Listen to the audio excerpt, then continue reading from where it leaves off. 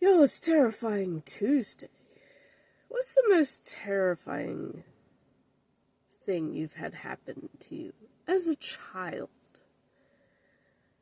Like something maybe stupid that you did and you got terrified because you got caught, or something traumatic, anything.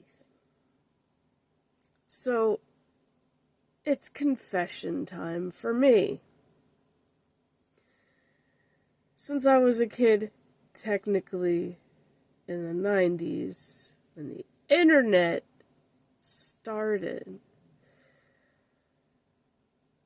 I was kind of dared, in a sense, to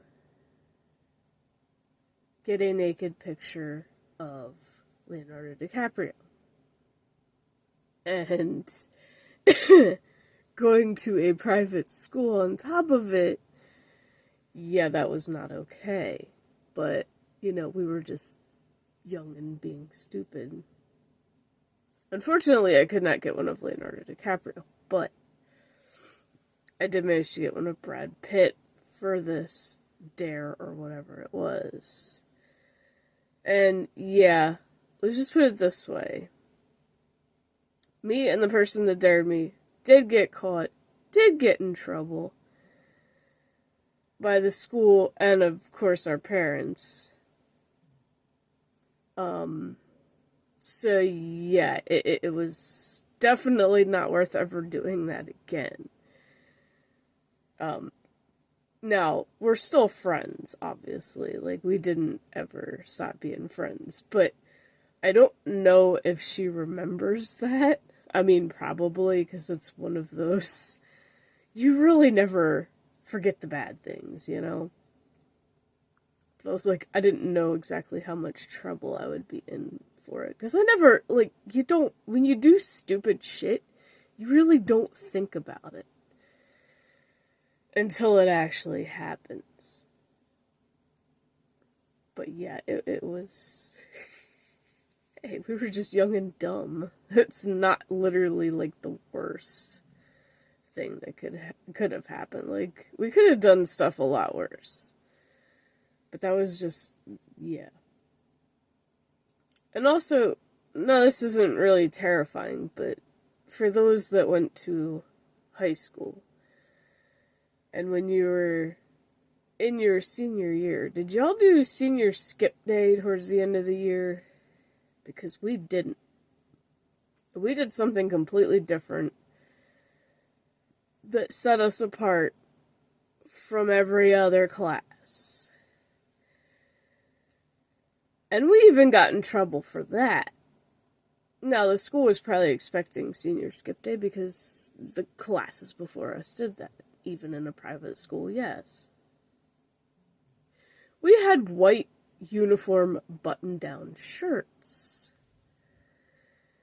And we each picked out one of our shirts with our name on it, gave it to one of the other kids in the class to tie-dye.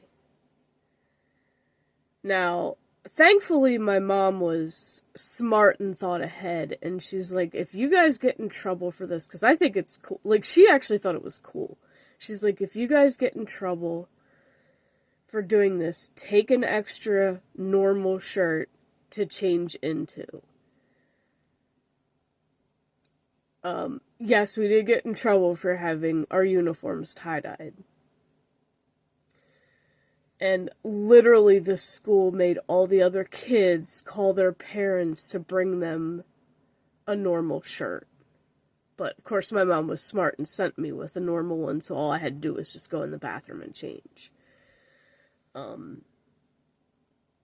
But yeah, like, hey, we did something different. Yes, it was a little wild, and it was, they saw it as disrespectful because it was defacing our uniform. But I don't know. It's whatever. I feel like there were some times when, they were a little too strict about things, but, it's, private school, what do you expect? Um, Now, I kind of think back and wonder how many of them actually secretly did get kind of a chuckle out of it. Because hey, we were the year 2000. We were just trying to be different. I wonder how many of them actually did get a chuckle, but kept it to themselves. Um, but yeah, that. So let me know in the comments if there's anything that you did that terrified you when you got in trouble for it in school. If it's even if it's something as stupid as what I did with the naked picture of Brad Pitt, just let me know, cause I'm curious if I'm the only one that's done something stupid like that for like a dare. Um, Other than that, one of my friends at work said something along the lines of, when it comes to like doing oversized and sometimes even exceptions, because those are the two types of walks that tend to wear us out the most. And they seem to pick the people who are the most thorough to do them. And even my bestie said yesterday that it feels like it's like they think we're superhuman or something. It's like, no, we actually give a shit about doing the job right, even though, like, there are days when we really wish we didn't give a shit. And it's frustrating. And it's exhausting. Like, literally, when I got up this morning, gave the cats their breakfast, went to make my coffee, I was still tired as hell. Because I did oversize yesterday. I literally fucking dropped my can of hot cocoa mix. Luckily, not a lot of it spilled out. But that was really annoying to have to clean that up. In fact, in all the years that I've been putting hot cocoa mix in my coffee every morning, I've never dropped a container. I really was that exhausted this morning. And, like, it's really tempting to call out, but I don't have the gas to do that. Because that's literally a trip there and back, there and back. Because I just still have to take him to work. But yeah, exceptions and oversize are extremely exhausting. And one of my friends said the other day that it would be nice if they split it in half. Now, one of the other ladies who's currently on leave because she had rotator cuff surgery should be back sometime around the end of this month. Her and I on Thursdays would split exceptions up. Like, she would go to lunch early because her husband, who's dying of cancer, has his treatments like early in the morning, and they live like not far away. So I would do them first thing in the morning, and then when she'd get back and I'd go to lunch, she would do them the rest of the day. It worked out perfectly. Now, we were the only ones that did that. And it made it easier on us to not have to do it our entire shift.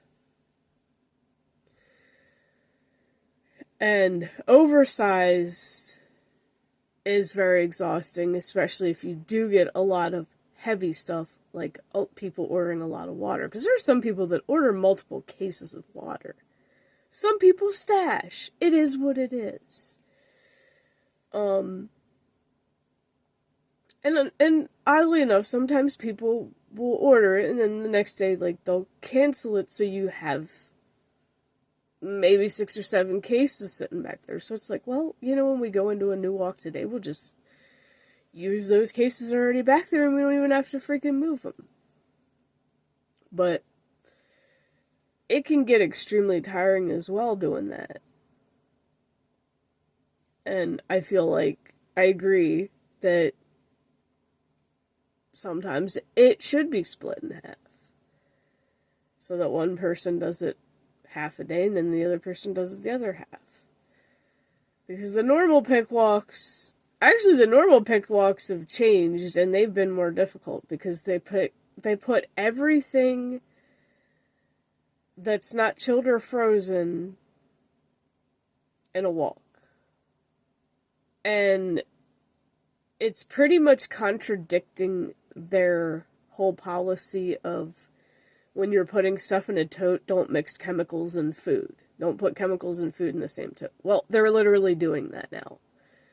So y'all who order online, you might want to stop because they've changed it and it's stupid. Because before, you used to have an ambient walk, which is just normal dry grocery.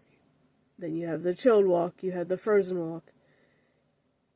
You had a general walk, which was chemicals and all the other stuff around the store, like maybe somebody ordered a frying pan or whatever. Like, pretty much everything else went into separate from the food. And then there was also the produce ambient, which is the produce that's not kept refrigerated, like onions and tomatoes normally, even though most of us put that stuff in the fridge as soon as we get it home anyway. And bread. So that's pretty much everything for produce ambient. But yeah, they pretty much mixed everything together that's not chilled or frozen. And then there was also regulated, which used to be the baby formula wall because that's locked up. Now regulated is not only the baby formula that's locked up, but the other stuff that's locked up, like literally all of cosmetics, except for the specialty bath wall. That's like the only section or group of sections over there that's not locked up. Because it's like, yeah, it's not that big a deal. Makeup, however, is. I was actually surprised to see yesterday. I'm like, wait, I didn't even really pay attention when I've been doing those and see if the cotton balls and Q-tips were locked up. Yep, they were locked up too. I guess it kind of made more sense just to friggin' complete the wall, but I mean, hey, less theft and more bonus money in our pockets, so fuck you Steelers. Fuck you who steal shit. You ain't getting to now, because if you want something out of there, you gotta pay for it at that register, because we have a register right there in cosmetics. It's really sad that we have to go to those fucking links because people can't keep their greedy paws off of stuff and shove it in their fucking pocket or purse or whatever. But you know what? We don't make enough to warrant your stealing, and pretty much stealing from us as well. That's not fair. That's why that stop was put to it. And also the Lego sets have been locked up, so yeah. Anyway, I'm not going to keep this going any longer, but that's kind of it in a nutshell. Let me know what terrified you down in the comments. And I will see you guys in the next spooky video.